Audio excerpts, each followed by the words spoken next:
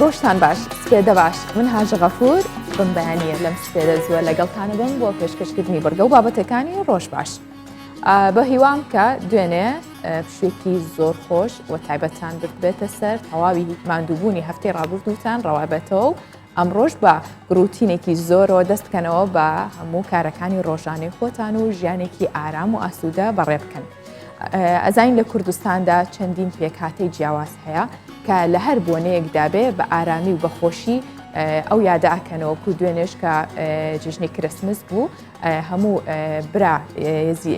کریسیانەکان یاخود مەسیحیەکان ئەو ڕۆژیان بەرز ڕاگرت و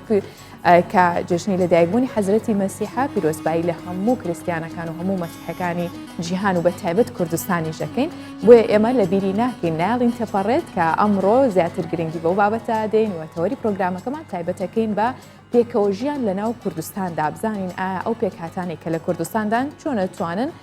بەخۆشی و لە هەموو کاتەکاندا یاخود بۆنەکانیان بە ئارامی بکەنەوە.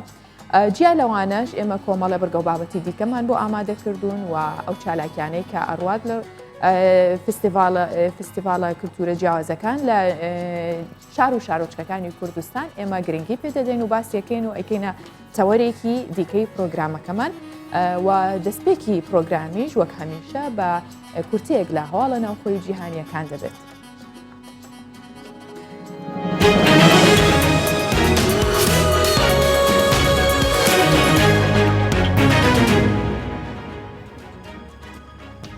لە ساڵی 2023 زیاتر لە ملیۆنە کریسیان عێراقیان جێهێشتووە بە شارمەتی وەردە سەرۆکی ئۆسقوفەیە ئەبرەشیا کلدانی لە هەولێر بە کوردستان 24 ڕاگەیان پێکهاتەکانی کریسیان لە عێراق کراونەتە ئامانج و دێر و پەرزگاکانیان تەقێنراونەتەوە. ڕاشی گەیان لە ساڵی 2023 تا ئێستا زیاتر لە ملیۆنە کریسیان لە عێراق بەرەو دەرەوەی وڵات کۆچیان کردووە. ئاماژەی بەوەش کرد تەنیا هەرێمی کوردستان پێشوازی لە 16,000 خێزانی کریسیان کردووە کە ماڵ و حاڵی خۆیان لە بەغدا و مووسڵ جێهێشتووە.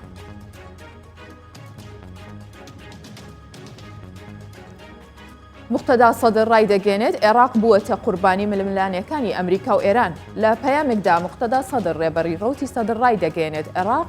عێراقی خۆشەویستمان بووەتە قوربانی ململانیەکانی ئەمریکا و ئێران و زیانێکی زۆری بەرکەوتووە کە ناکرێت بێدەنگ بین. سەدر ڕاشی گەیان بەهۆی ململانیەکانی ئەمریکا و ئێران حکوومەتی عێراق لاواز بووە. گەلیش بەرتەوازە بووە. ڕێبەری ڕەوتی سەدر داوا لە ئێران دەکات ململانیەکان لە عێراق دوور بخاتەوە و هۆشداریش بە ئەمریکا دەدات و دەڵێت عێراقیەکان بەشێک نین لە ململانیەکانی نێوان ئەو دوو وڵاتە و پاشکۆی هیچ وڵاتێک نییە.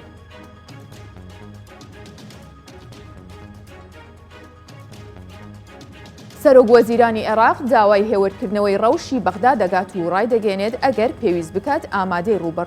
ڕوبەڕووبوونەوەین. مستەفا کازمی سەرۆکوەزیرانی عێراق لە تویتێکدا نووسیوێتی ئاسایشی عێراق سپاردەیە لە سەرگەردنمان و مل بۆ هیچ سەرکێشی و هەنگاوی تاگلایەنە نادەین. سەرۆکوەزیرانی عێراق ڕاشی دەگەێنێت بەهێمنی کارمان بۆ گێڕانەوەی متمانەی گەل و دەستگا ئەمنیەکان و سوپا بە دەوڵەت کردووە.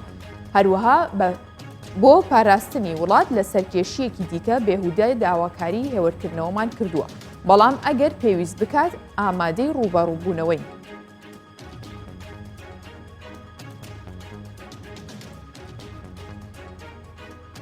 سوپای تورکیا و گروپە چەکدارەکان دوو گوندیان لە شارۆچکەی عین ئەیسای ڕۆژئاوای کوردستان تۆپباران کرد. پەیامنێری کوردستان 24 ڕایگەیاند سوپای تورکیا و گروپە چەکدارەکانی سەر بە تورکیا دوو گوندیان لە شارۆچکەی عین ئەیسای ڕۆژئاوای کوردستان تۆپباران کرد و دواتر شەڕ لە نێوان هێزەکانی تورکیا و هەسەدا ڕوویدا. ڕاشی گەیان هێشتا زیانەکانی تۆپباران و شەڕەکە ئاشکرا نەکراوە. بەرپرسانی بەڕێوەبەرایەتی خۆسەریش ڕای دەگەێنن رووسیا ڕێگەی بە تورکیا داوە هێرش بکاتە سەر عین ئەیسا.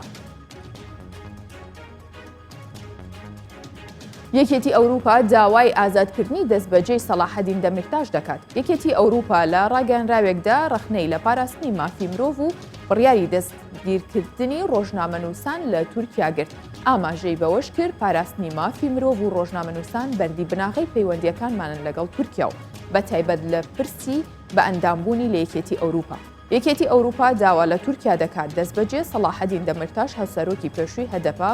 عوسمان کاڤاڵا ئازاد بکات.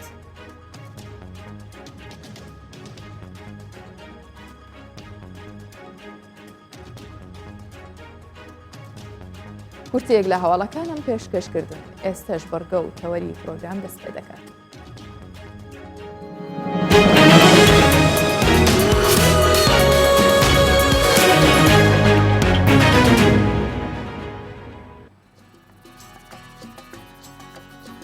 هەر کاتێک پێک هاتە ئاینی و نەتەوەیی و مەسەبیەکان هەستیان بە مەترسی کرد دەبێت ئەوە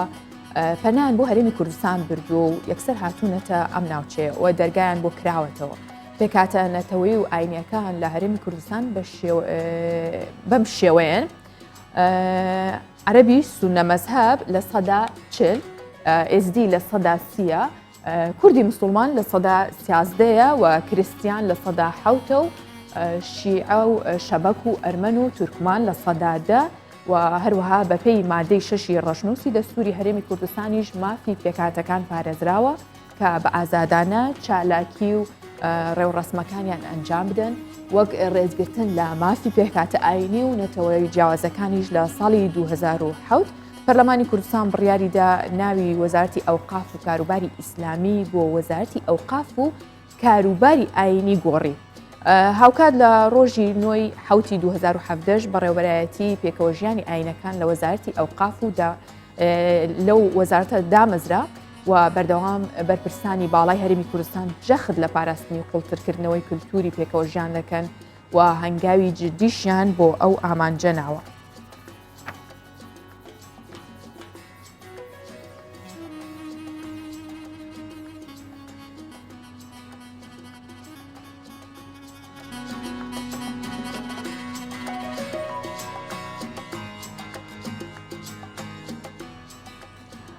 تایبەت بەم باسە یاخود لەسەر ئەم پرسە کە ڕەوشی پێکەوەژیان لە هەرێمی کوردستان چۆنە ئێمە میوانداری بەڕێز ئەمیر عوسمان کە بەڕێوەبەری پێکەوەژیان و پێکهاتەکانە لە وەزارەتی ئەوقاف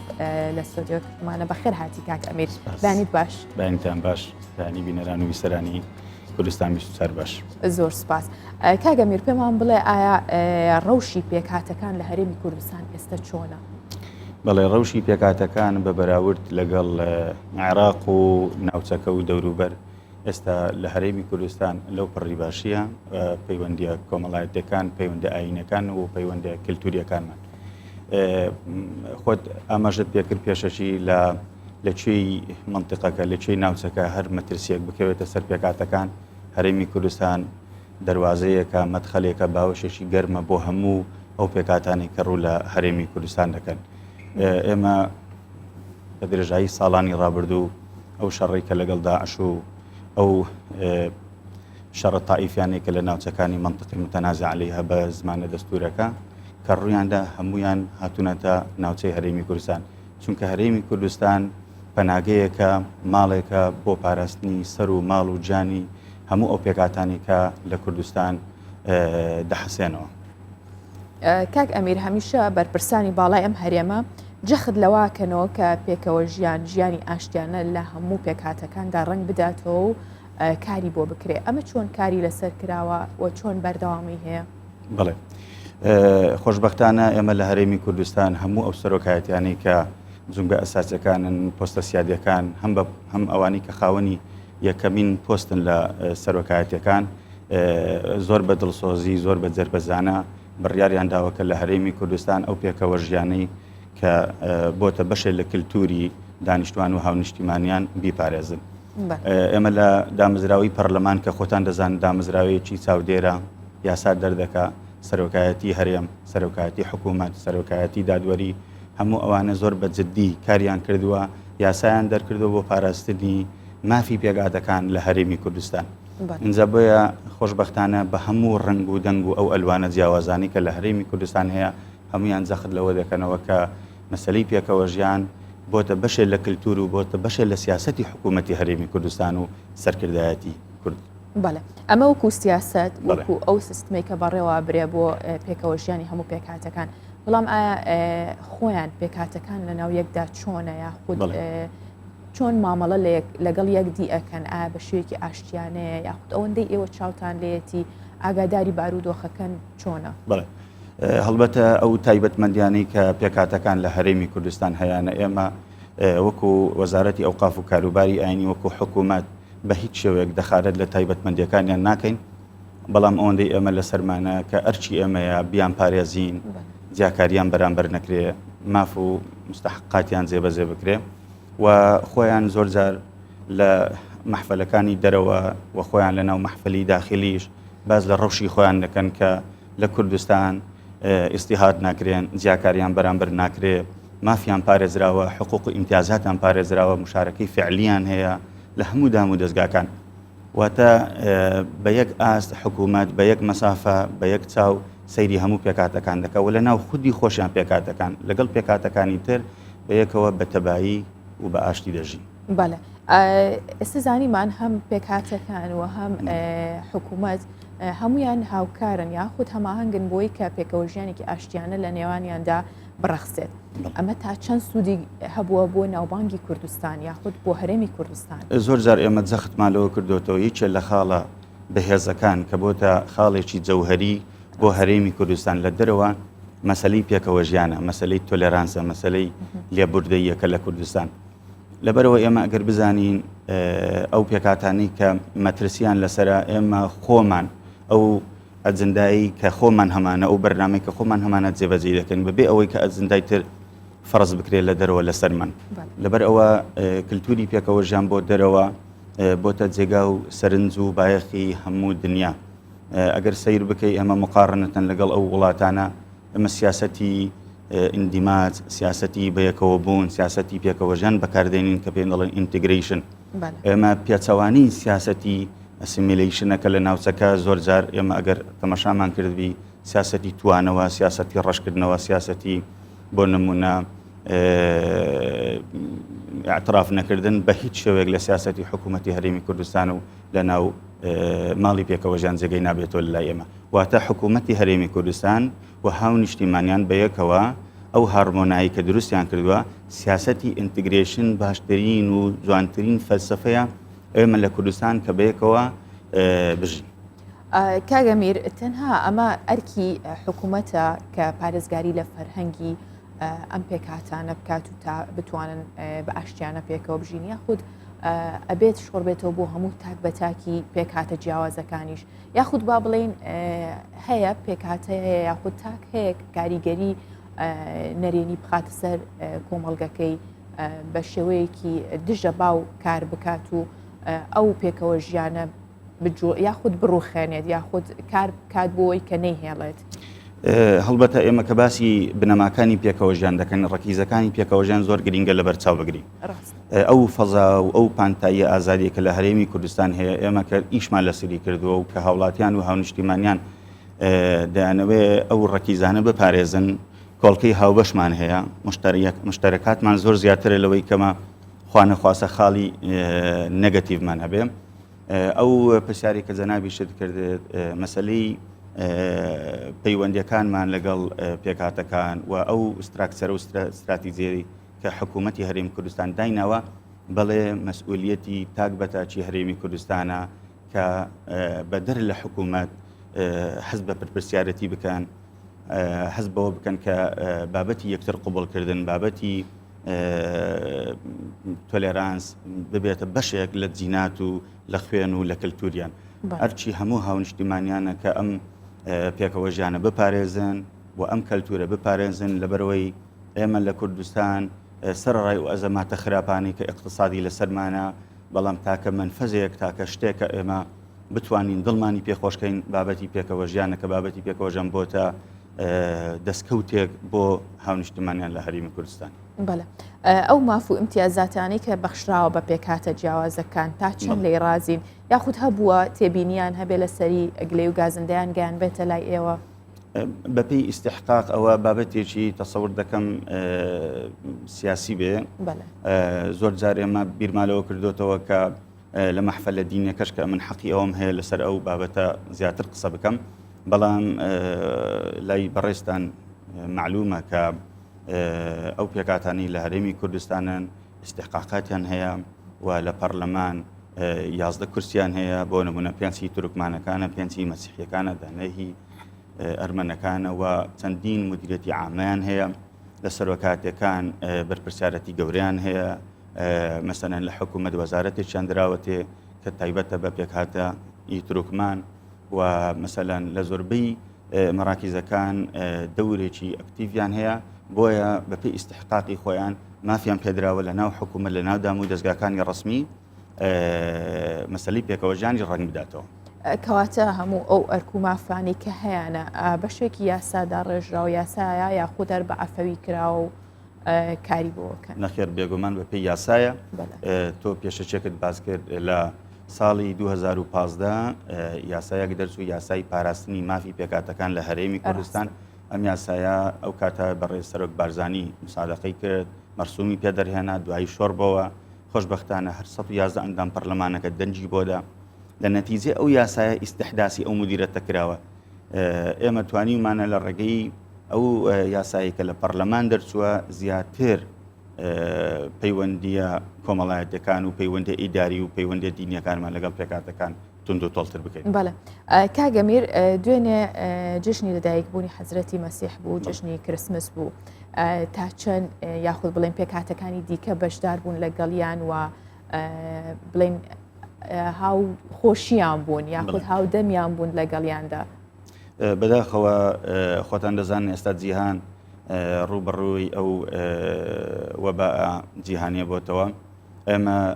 بەدەر لە چەند ڕۆژێک ڕێنماییەکمان دەرکرد بۆ لە ڕێگەی بەڕێوەبەرایەتی گشتی کاروباری مەسیحیەکان کە ئەوان بۆ خۆپارێزی لە کۆرۆنا ڤایرۆس میوانەکان پێشوازی لە میوانە پێکاتەکانی تر ناکەن بەڵام بەو پەڕی ئازادانە توقوساتی خۆیان و عیبادەتی خۆیان جێبەجێ دەکەن. بەڵام لە ساڵانی ڕابردوو بە بێگومان ئێمە هەموو پێکاتەکان بە هەموو ڕنگ و دەنگە جیاوازەکان بەشداریمان کردووە لە بۆنەکانیان لە جەژنەکانیان لە کریسمسی پار کە ئێمە خۆشبەختانە بەشاندێکی گەورە لەگەڵ بەڕێز جەنابی وەزیر و بەرپرسانی تری حکوومەت و هەموو پێکاتەکان و نوێنەری هەموو لایەنەکانی تر بەشداریمان کرد لە ساڵیادی بڵێن جەژنی سەری ساڵی لەدایکبوونی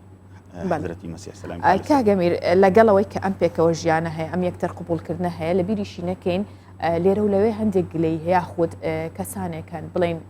زۆر جار مەلاکانیش باز دەواکەن کە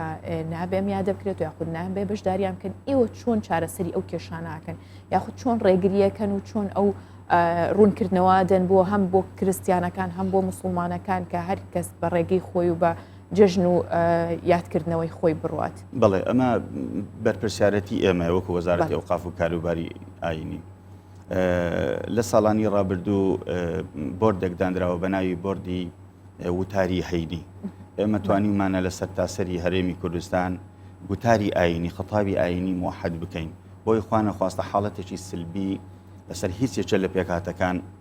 ڕوونەدا ببێتە مای لە کەدارکردن و یان لە سومعەدان یان شعور بریندارکردن. چونکە خطابی ئاینی لە کوردستان خطابێکی نەرمە ڕاستە کاتی خۆی ڕخنە گیراوە خطابێک بووە تەتەڕوفی تیا بووە خطاب کەڕاهەتی تیا بووە خطابێک بووە مەسەلەن ڕخنەمان لێ گیراوە بەڵام ئەو 4 ساڵەی کە مؤسساتی وەزارەتی ئەوقاف ئەپدێتی خۆی کردوتەوە توانیوێتی گوتاری ئاینی لە هەرێمی کوردستان تەوحید بکە و مەرحەلەیەکی باشمان بڕیوە و ئێمە ڕێگر دەبین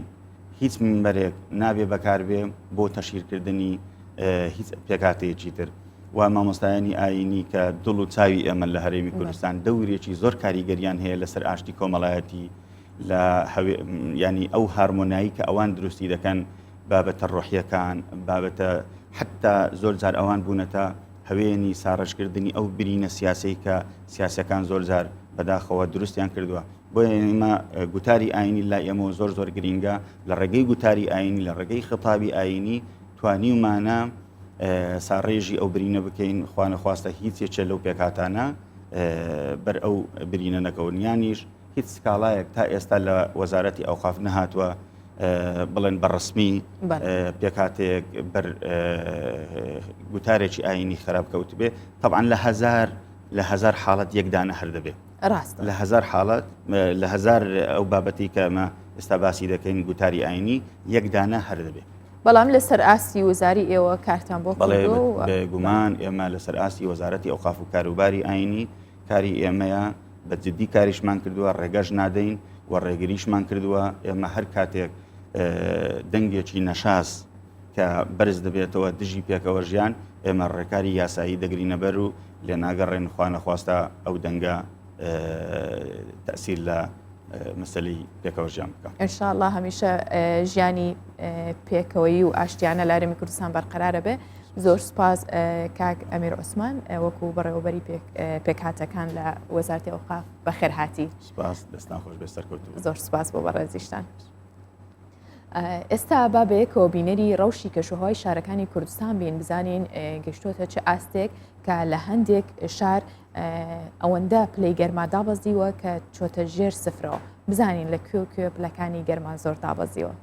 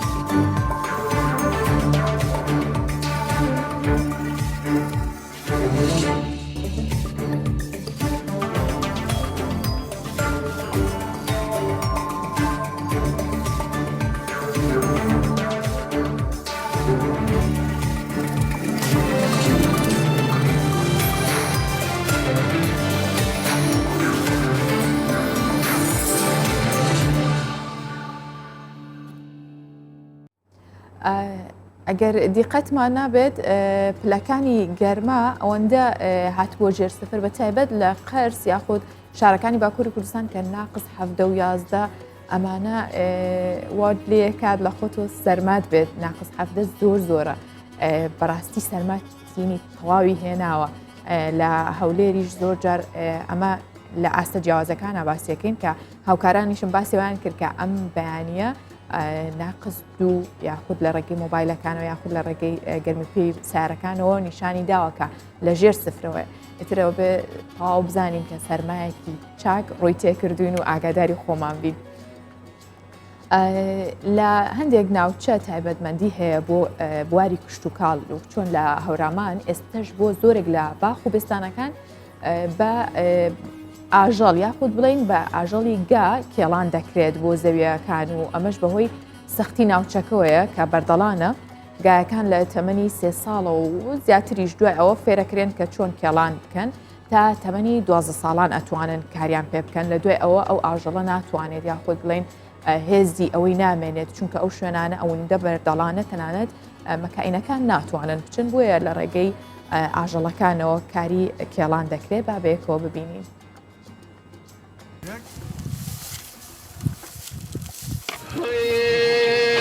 من أروم كوتن أكون ورني بخارم كوتن أكون ورني بخد ما بلاك ينشري ومن يورني قەتپاڵی شاخێکی سەختە. زەویەکان ئەوانن کە هیچ ئامێرێکی کێڵان پێیان ناگات.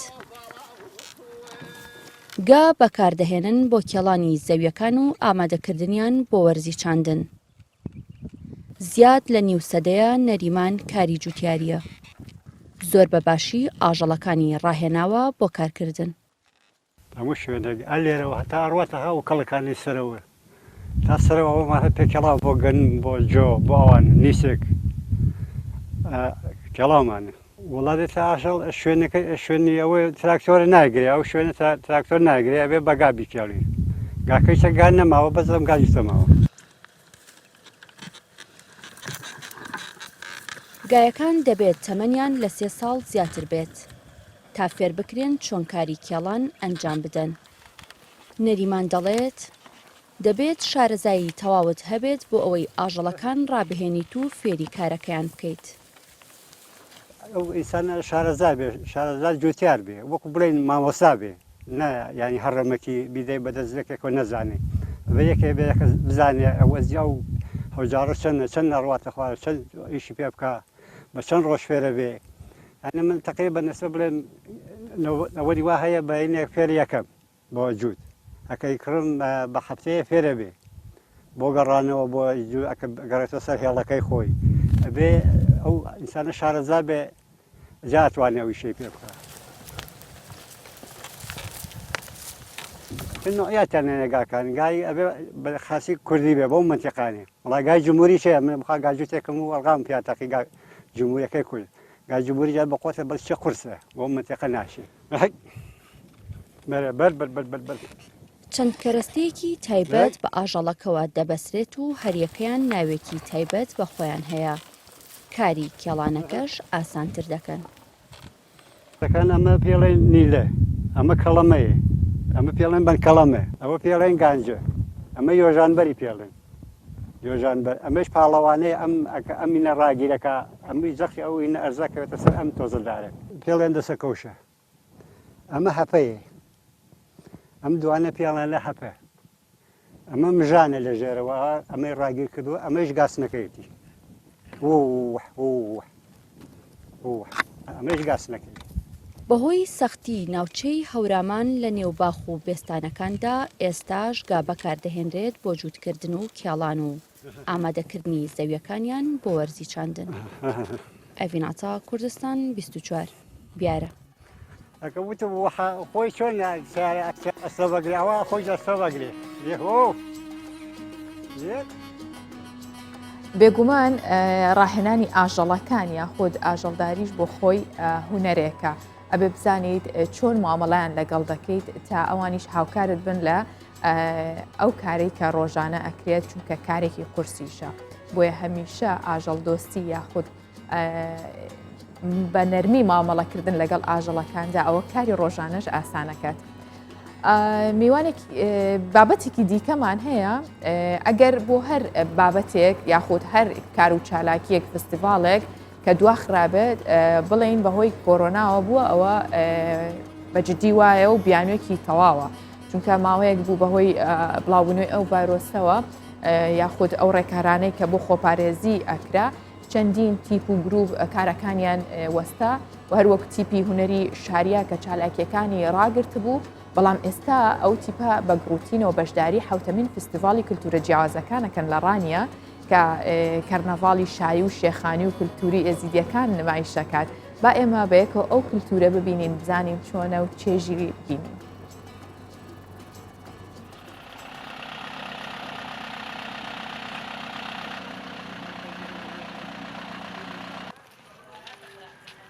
سۆلین بە هەواڵی نخۆیان تیپا شاریە یا هۆنەرێ ملی بەرهەڤیان ji بۆی بەشداری di fîstevala hefteya nêvdewletiya keltûr û çandên cuda cuda li Raniya dikin.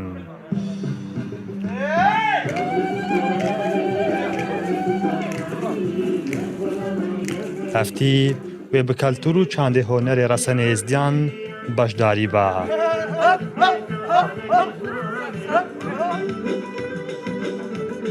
بکەڤاڵە شاهی و شێخانیە.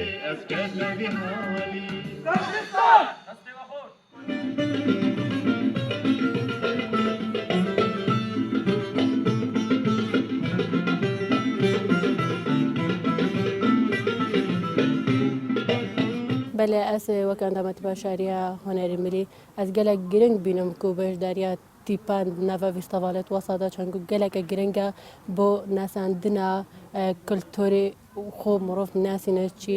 ئەس وەکی مەسەلەن کیژەکە ئێزدی و ئەس کلتۆری خۆ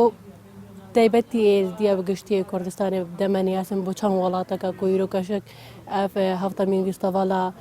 سنتەری ڕایالە لە ڕانیا ساڵانە هێتا گەران ئەوە بۆ گەرا چارێ ئەم وەکتی پاشاریە پشکداریە دوێ ویستاڤاڵی دەکەین. ئەکیت ڕاستە ئەوە چەندەکەم ئۆگیت بژین ئەم دووری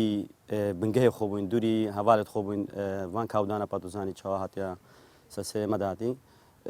دووربوونا ئەو دووربوونەشک هەندێک جار مە شێوەیەکی ئۆنلاین ئەم گەلێک دوت ئاخوین وەکی گوتی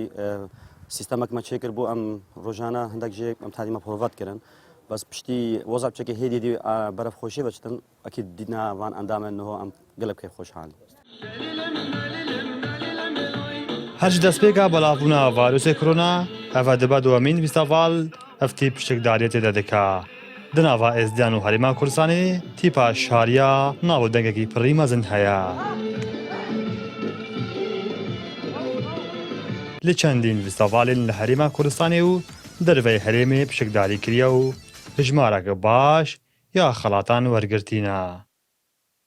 گرنگیاوی ویستەڤالێک و تیپا شاریە ویستەڤالە کەلتوری جیاوازەکان دەکەت هەلبەت گرنگیا خو گەلک هەیە ji ber ku vîsteval keltûrê cewazekan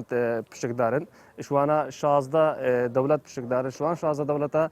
nêzîkî 17 gropên êthonarî pişikdarin wan gropên êthonarî ev pişikdar helbet herekê keltûrekî cuda û cêwaz wê heye lewmane ku giringiya tîpa şariya ku ew jî tîpeka navê keltûrê êzîdiyan û keltûrê Kurdiyê resin da ku keltûrê Kurdiyê êzidiyê resin nîşa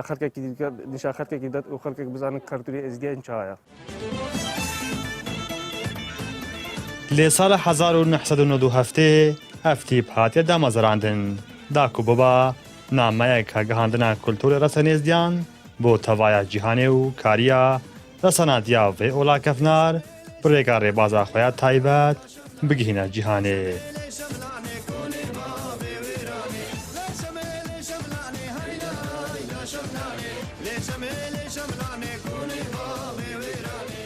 Di vê vîstevalê de çendîn welat beşdar bûyne. Meherşingalê Kurdistan 24 Komelgeha Şariya. گروپی شاریە وەکو گروپێکی هوەری لەو دەیان گروپایی کە لە گروپی میلی و ناوخۆیی بیانی بەشداری حوتەمین فستیڤالی نێودەوڵەتی کلتورە جیاوازەکانیان کردووە لە ڕانیە. ئەم فستیڤاڵە کە ساڵانە دەکرێت ئەم ساڵ بە شێوەیەکی جیاواز یا دەکرێتەوە کە وا بڕیارە بە شێوەی ئۆنلاین بێ و ماوەی 3 ڕۆژیش بەردەوام بێت. با فیچەرێک لەو بارەیەوە ببینین و دواتر گفتوگۆی زیاتر لەگەڵ میوانەکەمانەکەین لەسەرەوە بابەت.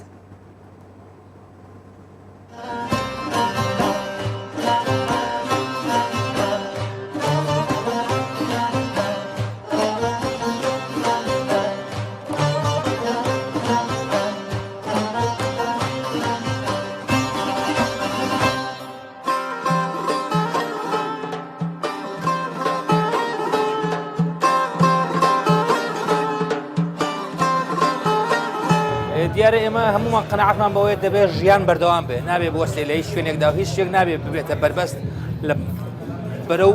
ژیان بەردەوامبوون. بۆیە ئەم ساڵ بیرمان لێکردەوە حوتەمین فستیڤاڵ لە ڕێگەی ئۆنلاینەوە بکەین. هەڵساین لە نزیکی 15 وڵاتەوە داوای بەرهەممان کرد بەرهەمەکانیان بۆ تۆمار کردین هێمان هێنایان ئێمەش لێران هەمومان لە فلتەردا ئەو بەرهەمانەی باش بوون لێمان گرت و کردمان بە فستیڤاڵێک و لە ڕێگەی ئۆنلاینەوە نمایشمان کرد. دیارە 20 گروپ لە 15 وڵات بەشدارە ئەم ساڵ.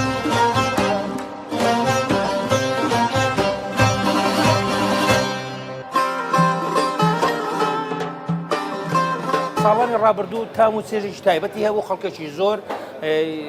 لەو سێ چوار ڕۆژەی کە فیستیڤال لە ڕانێ دەبوو وەکو کەرنەڤاڵێک لێ دەهات خەڵکێکی زۆر ڕووی لەو شارە دەکرد لە ڕووی ئابووریەوە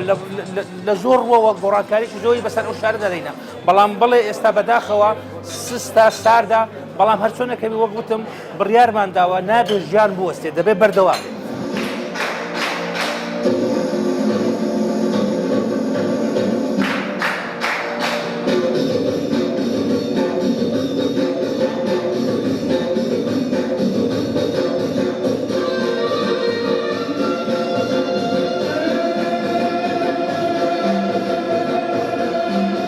تیپە و لای خۆیەوە لە ڕێگەی لیکی خۆیەوە نمایشی دەکاتەوە تامان ئێستا ئەو کاتێک ئێستای مەخسیدا دەکەین لە هەموو ئەو وڵاتانە نمایش دەکرێتەوە ئیشەکانیان ئەوانش ئیشی ئێمە دەبینن ئێمە ئیشی ئەوان دەبینن هەموو گروپەکان ئیشی هەموو وڵاتەکان دەبین ئێستا لەو کاتێک کە تاقسێدا دەکەین چالاکیەکە هەموو شەوێک ساعات 8 دەست پێ ئەکاتەوە. ئەمفال ئەی برینت لەشێ ئاخامەدا چێبووین تو مبکوژی راد بینەوە ببن ئاخت کەی ساخت بینەوە مەژێک بەدکەیت گهین ئێکوە هوسا ئەمێش جیا فێر بووین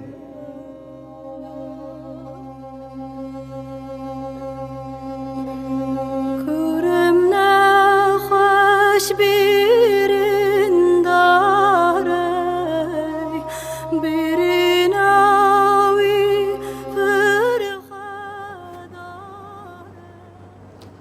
بەڵێ ئەم فستیڤالە گەورەیە کە بۆ هەموو کللتورە جیاوازەکانە بە شێوەی ئۆنلاین ئەمساڵ بەڕێواچی جیاواز لە ساڵانی پێشوو کە لە ڕانیە بەڕێواچ و هەمویان کۆ ئەبوونەوە چەندین چالاکی و هوەری چەند ڕۆژێک بەردەوامە بوو بەڵام ئەم ساڵ بە شێوەیەکی جیاواز و لە ڕێگەی ئۆنلاینەوە بەڕێواچێ بۆیە ئێمە گفتوگۆکەین لەسەر بزانین چۆن و چەند ڕۆژە بێت ئەوکێ بەشداری تیا کردووە بە میوانداری خالد قادر گفتوگۆکەمان بەردەوامەکەین کە بەرپرسی سنتەری ڕایەڵە بۆ ئاڵگۆڕی کللتورەکان ڕاستەوە خۆ لە ڕانیەوە لەگەڵمان دەبێت بەیانیت باش کاک خالید ڕۆژێکی باش دەست پێ بکەن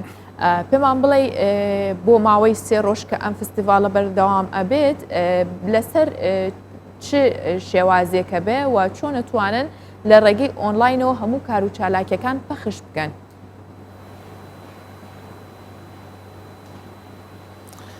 بەڵێ سوپاس بۆیە و بیانیتان باش ئەمە نریتێکی ساڵانەیە وەک بەڕێستان باستان کرد کە سنتەری ڕایەڵ ساڵانە بۆ ئاشتی و پێکەوە ژیانی کللتورە جیاوازەکان فیستیڤاڵی نێودەوڵەتی کللتوری جیاواز ئەنجام دەدا. خۆی ئامانجی سەرەکی فیستیڤاڵەکە نیشاندانی کللتوری جیاوازە بۆیە لەم ساڵیش هەوڵماندا ئەم گروپانەی کە بەشداری دەکەن هەڵبەتەوە بە پابندبوون بەڕێنماییە تەندروستیەکانە کە خۆتان دەزانن لەم ساڵدا لە تەواوی دنیا فیستیڤاڵە نێودەوڵەتیەکان زۆرتر بە ئۆنلاین ئەنجام دراوە بۆیە ئێمەش ویسماندانە بڕین و لەلایەکی تریش لەگەڵ ئەم گروپانەی کە بەشدارن هەر گروپە ئازادە لەوەی چۆن کللتوری خۆی دەناسێنێ بە گۆرانی بە سەمای ملی بە جلوبەرێک بە مۆزیک و تایبەتمەندی گەلەکان جیاوازیەکی تێدایە مەسەلەن ئێمە گروپی بەشداری کردو لە پەرەگوای تابلۆیەک پێشکەش دەکا لە سەمای میلی خۆیان بەڵام گروپ لە ئەفغانستان بەشداری کردووە بە پارچێک موزیک بەشداری دەکا بە جلوبەرگی ڕەسەنیان یان مەسەلەن لە سەنیگالەوە یان لە کامیرۆنەوە لە گشتی 15 وڵات لە فیستیڤاڵەکەی ئێمە بەشدارە ئەوان ئەم بەرهەمانەی خۆیان بەشێکیان ئامادە کردووە گرنگەوەیە هەمومان لە یەک تۆڕی فیستیڤالدا پێکەوە هاوبەشین و شەوانە لە کاتژمێر 8 لە ماوەی سێ شەودا نمایشی فیستیڤاڵەکە دەڕوا و هەموو هاوڵاتیشی بەڕێز دەتوانێت لە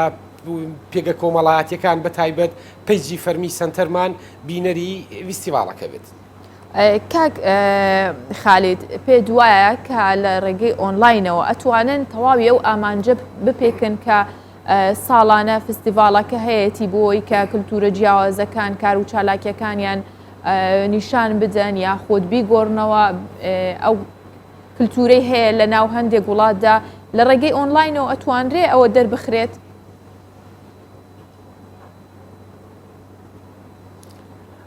بە دڵنیاییەوە نا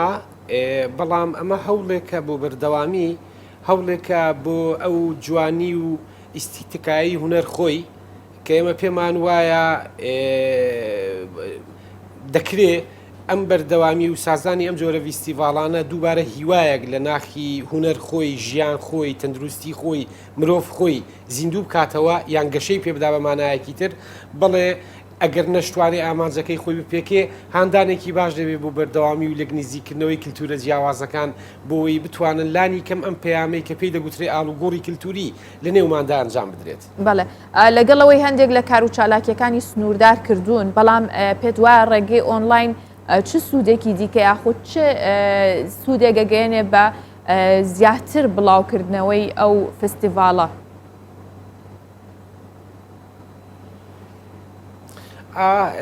سادەترین شدەوەیە کە هەموو کەس لە ماڵی خۆی دەتوانێت بینەری ڤیستیڤالەکە بێت کە ئەمە میکانیزمێکی گەلێک باشە بۆ ئەم ڤیستیڤالە لە ڕێگای ئۆنلاینەوە زۆرترین خەڵک بینەری بێت. دوو ئەوانەی کە بەشداریان لە ڤیستیڤالەکە کردووە وەکو تۆڕێکی هاوبەش وەکو ڕایاڵەیەک وەکو نیتۆرکێک لە نێوانیاندا کار ئاسانی زیاتری تێدایە. دووبارە بواری بە تیپەکان باشتر دەدا بۆ ئامادەکردنی بەرهەمەکانیان یا بۆ بەشداری پێکردنیان. ئەمانە کاراسانی زۆرن لە ئێستادا کە وا دەکات ڤیستیڤالەکان لە ئاستی نێودوڵەتی بە ئۆنلاین بڕێوە بڕوا بەڵام هیچ کاتێک ئەمە نابێتە بەدیلی ئەم ڤیستیڤالانەی کە بە شێوەیەکی مەیدانی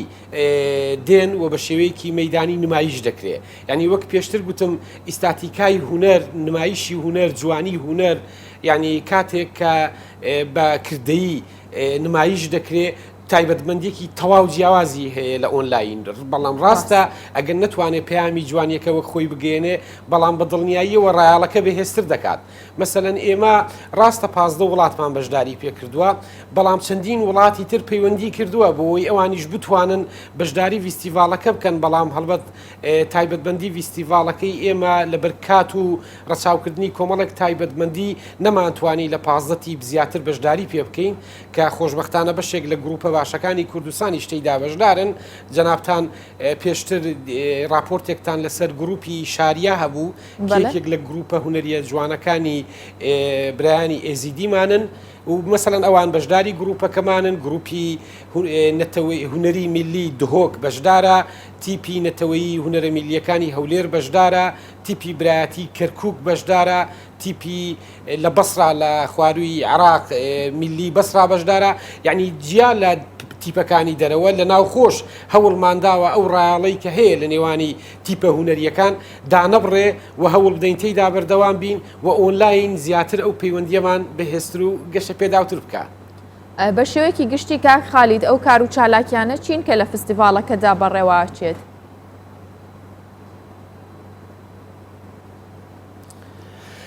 بەگشتی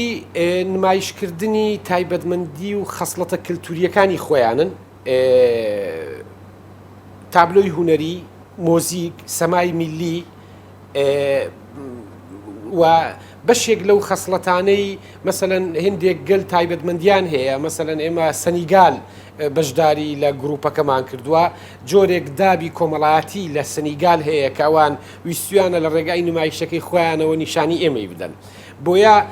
جۆری چالاکیەکان جیاوازە بەڵام بە شێوە گشتیەکەی نیشاندانی کللتورە و ئاشنابوونە بە کللتور و ئێمە لێمان تێک نەچێ پەیامی ئێستای ئەم سەردەما ینی ئەوەی پێی دەڵێن ئاڵوگۆڕی کللتوری ئاشنابوون بە یەکتری جۆرێک گەشە پێدانی فەرهەنگسازی و کللتوریە و یارمەتی دەدات لەوەی کە پێی دەڵێن گەشە پێدانی کۆمەڵایەتی و بزانین لە دەرەوەی خۆمان چ دەگوزەرێ یان بتوانین داهێنان بکەین ینی بە دڵنیاییەوە هەموو تیپێشی هوەری کاتێک ئاشنا دەبێت بە کۆمەڵێک تیپی تر و هوەری کۆمەڵێک وڵات و کللتوری کۆمەڵێک وڵات دەبینێ بۆیە ئەم جیاوازیانە لە هوەرەکەی ئەودا ڕەنگ دەداتەوە. لێرەوە پێمان وایە ئەم تایبەتمەندیە کللتوریانە لە ڤیستیڤالدا نیشاندانی دەبێتە مایەی گەشەپێدانی فەرهەنگسازی و کللتوری کۆمەڵگا. بەڵێ کاک خالید بەو پێی کە ئەزمونتان کردووە لە چەند ساڵی ڕابردوودا چەندین گروپی جیاواز لە کللتورە جیاوازەکان بەشداریان کردووە تا چەند جیاوازی ئەم کللتورانە ڕەنگی داوەتەوە لەسەر یەکدی؟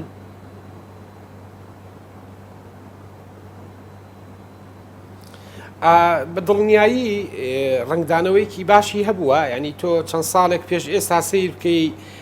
چ لە حتا ناوخۆی کوردستان لە هەرێمی کوردستان سیر بکە بۆ وڵاتانی دی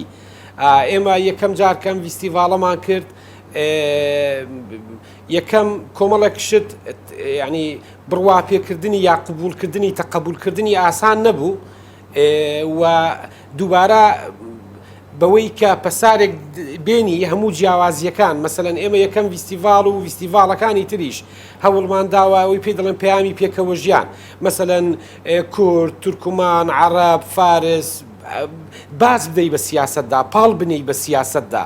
یعنی سیاست نەبێتە بەدیلی هەموو شتێک ئەوەی پێی دەڵێن دنیای کللتوری و دنیای جوانی هوەری گەشەی پێ بدرێ بەڵێ ینی هەز دەکەین لە ماوەی ئەو حەوت ویستیڤاڵەدا ئەسڵیەتی هوەر و پاڵان بە سیاستدا بۆەوەی هەموو شتێک نەبێ و ژیان بەردەوام بێ و هوەر بێتە بەشێکی ژیانمان بەڵێ چ لە کۆمەلگای ئێمە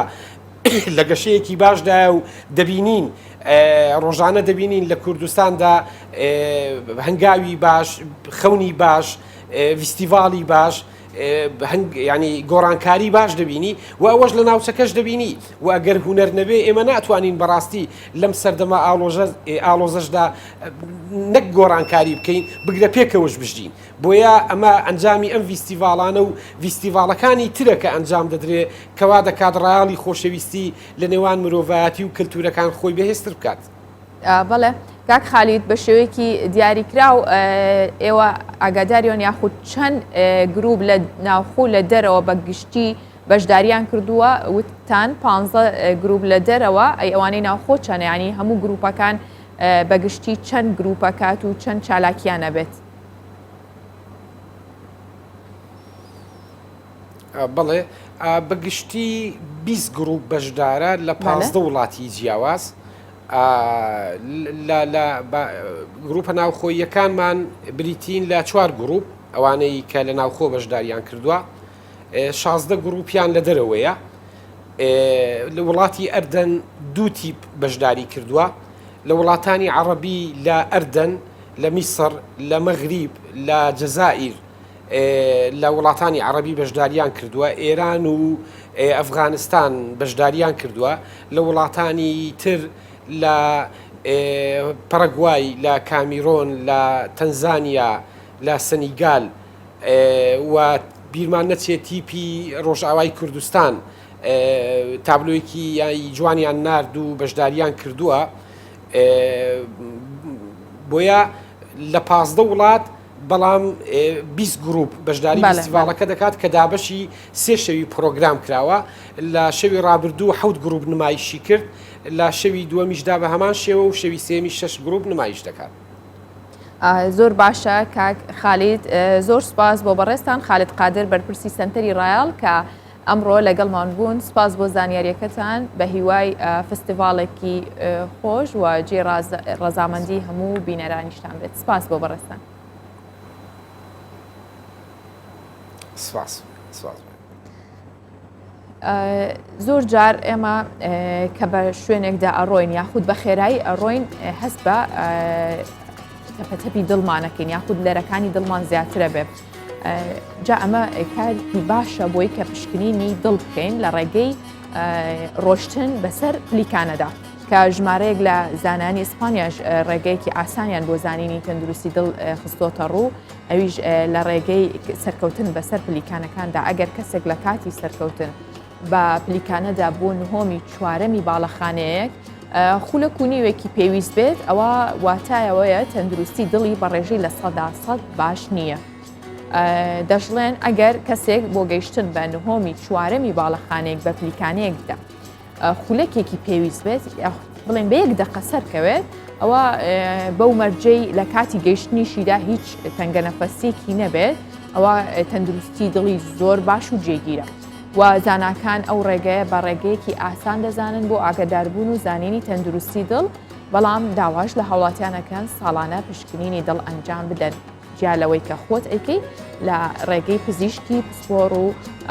لە ڕێگەی بنکەکانی تەندروستیەوە پشکنینی دڵ ئەنجام بدەیت. بەڵام بێگومان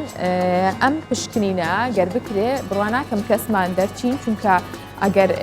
بە باڵەخانێکی چوارنهۆمی دەرچیت بە یەک چرکە و هیچ دڵە پتەش نەبێ ئەوە ئەنج دڵمان باشە گەروا بە کەسمان دڵمان تەندروستی نییە بۆ هیوایم کە هەمووان خاوەنی دڵێکی تەندروست و دڵێکی ئارام بن و دڵێکی گەرموگوڕ و هیچ کاتیش دڵی هیچ کامێکمان نەشکێت. بەم شێوەیە هاتمە کۆتایی بەرگەو بابەتەکانی ئەمڕۆی پرۆگرامی ڕۆژ باش هەر شاد و کامەران بن ماڵاوە.